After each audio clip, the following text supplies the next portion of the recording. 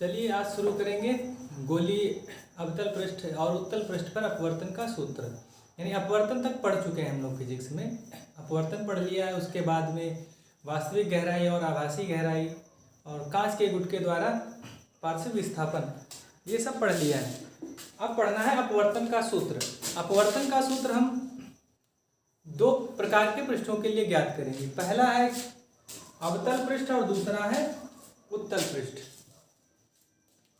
पहले हम ज्ञात कर लेंगे गोलीय अवतल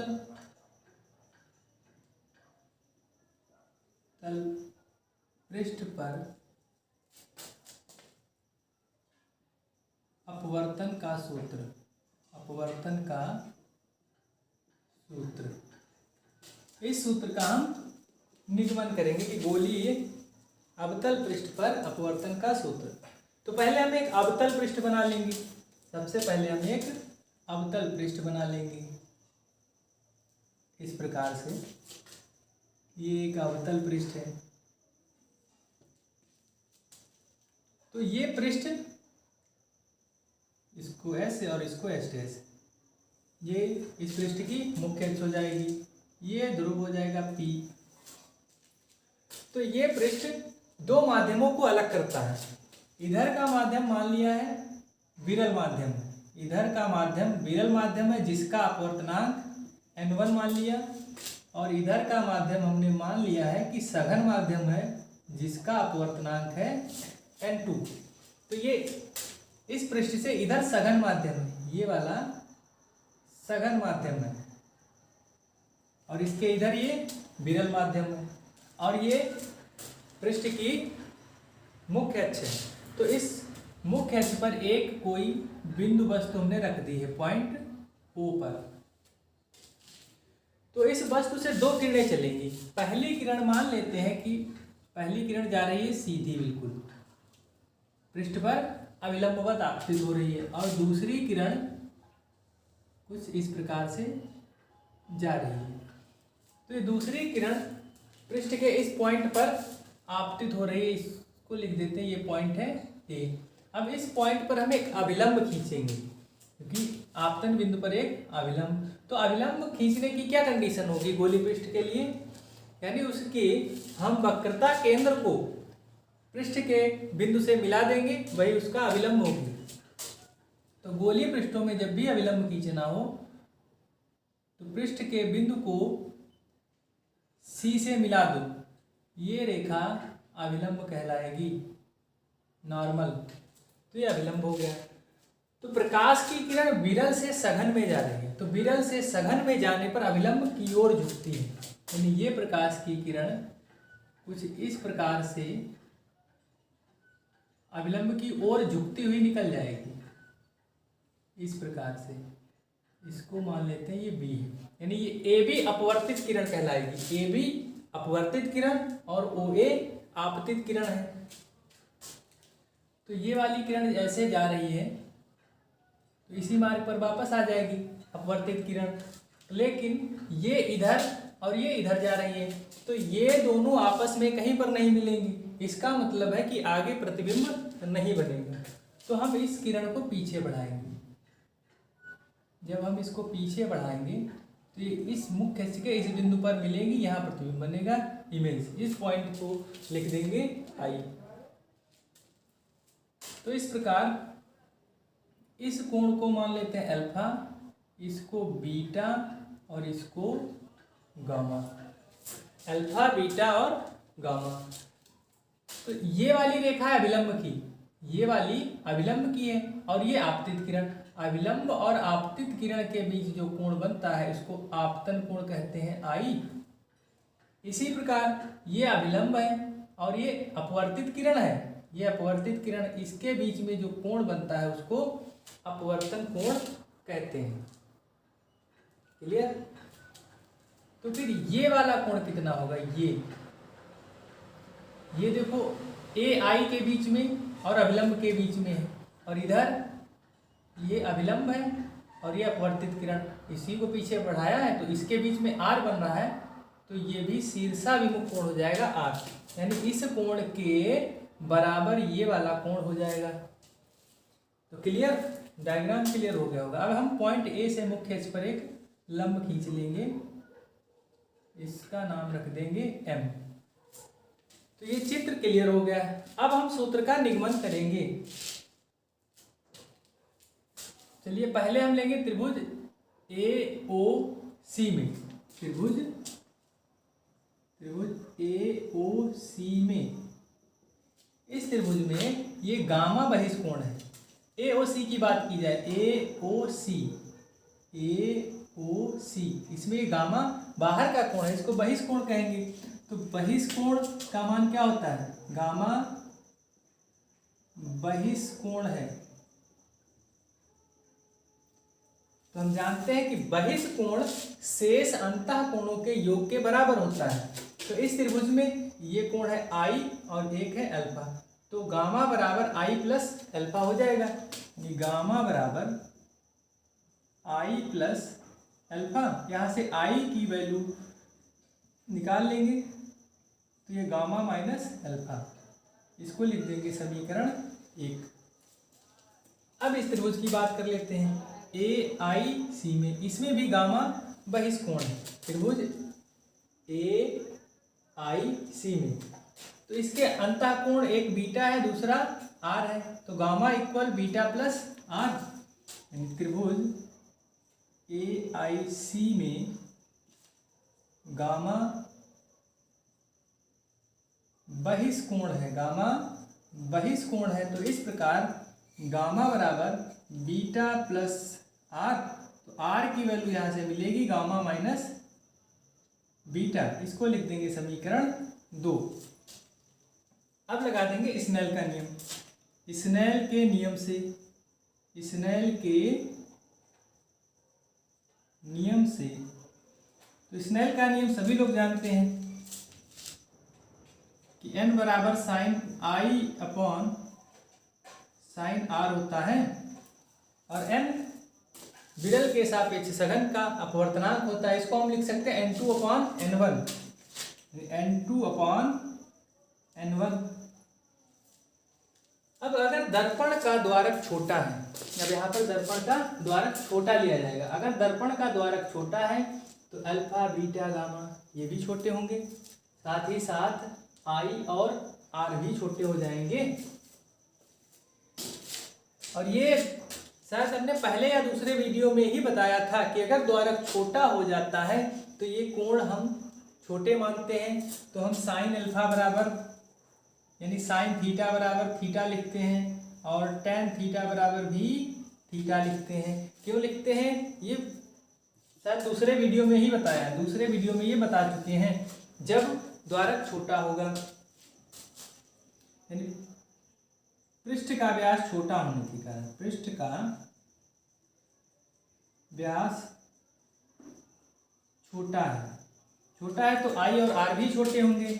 तो इस प्रकार हम साइन आई की जगह पर आई लिख सकते हैं और साइन आर की जगह पर केवल आर। तो ये n2 upon n1 cross multiply n1i into n2r, यहाँ तक आ रहा है,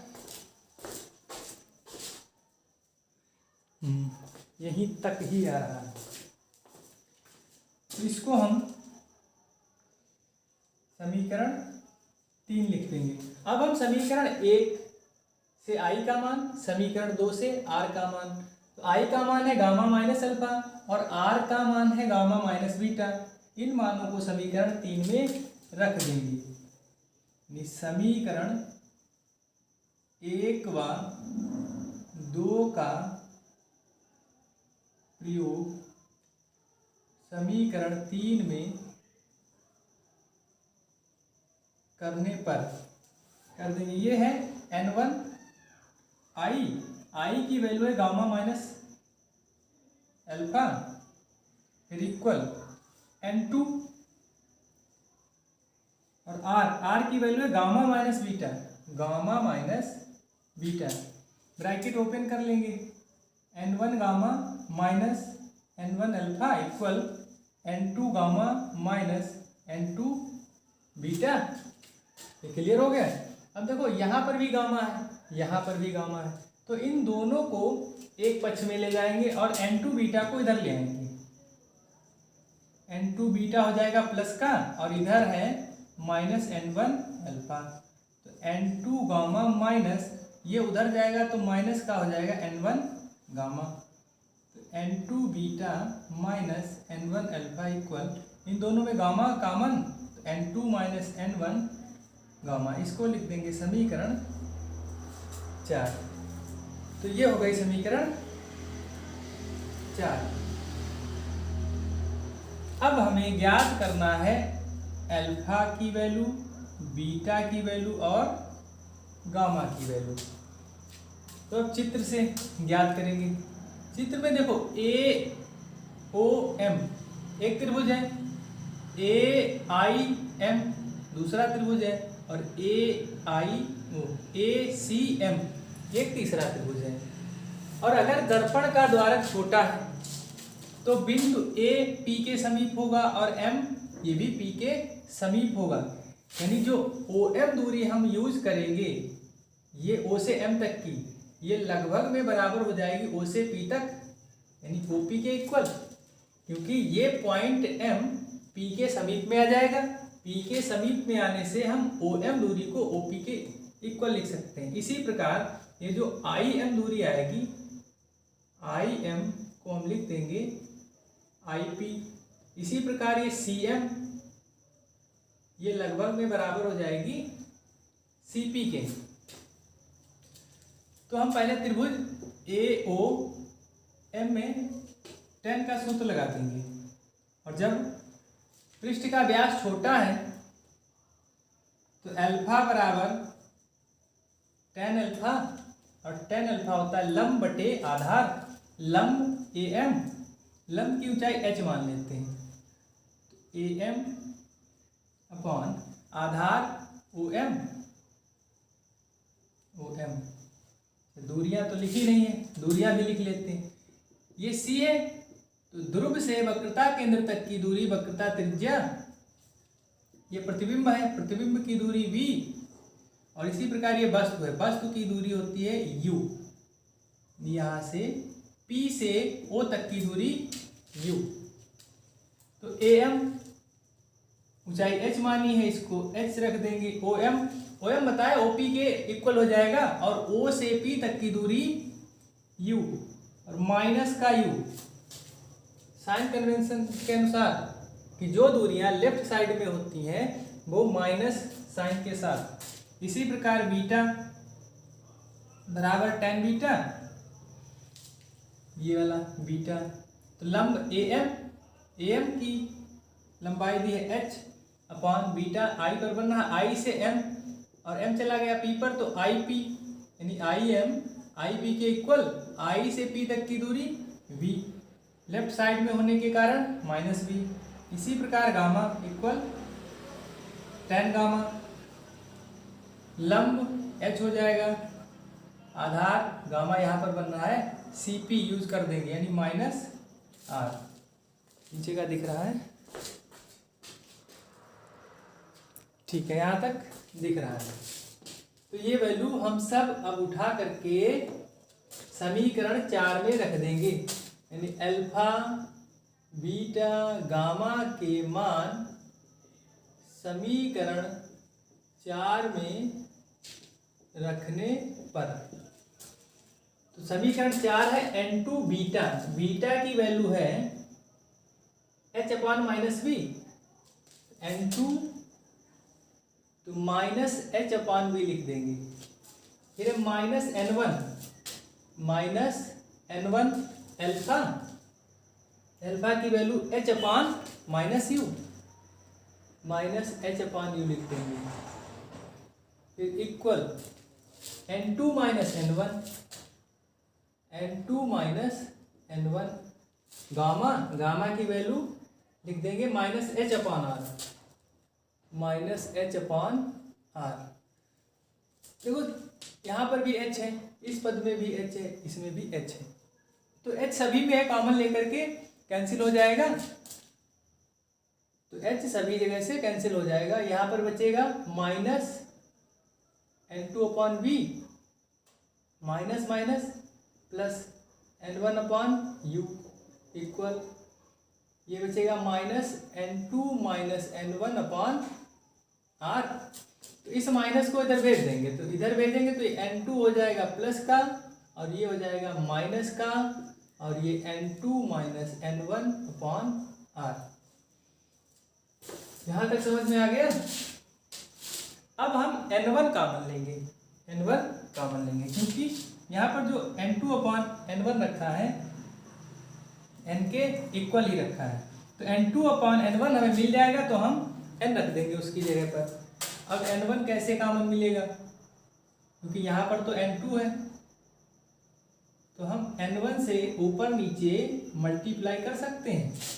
यहाँ पर तो N1 पहले से ही है, तो N1 अपॉन U, ये N2, इसमें N1 नहीं है, कॉमन लेना है, तो N1 से ऊपर और N1 से नीचे बटे में R, और ये माइनस N1। अब सभी में N1 हो गया कॉमन, यहाँ से N1 कॉमन, तो यहाँ बचेगा N2 अपॉन N1, ये वाला तो बच जाएगा N2 upon N1 upon B minus, यहाँ से N1 कॉमन में गया, बचेगा 1 अपॉन U, यहाँ से भी N1 कॉमन लेंगे तो बचेगा N2 upon N1 minus 1 upon R। तो N1 से N1 कैंसिल, और इसी की जगह पर हम लिख देंगे N upon V minus 1 upon U equal N minus 1 upon R, जहाँ N विरल माध्यम के सापेक्ष सघन माध्यम का अपवर्तनांक है। तो ये हमें अपवर्तन का सूत्र मिल गया है। तो इस प्रकार ये डेरिवेशन कंप्लीट हो गया है।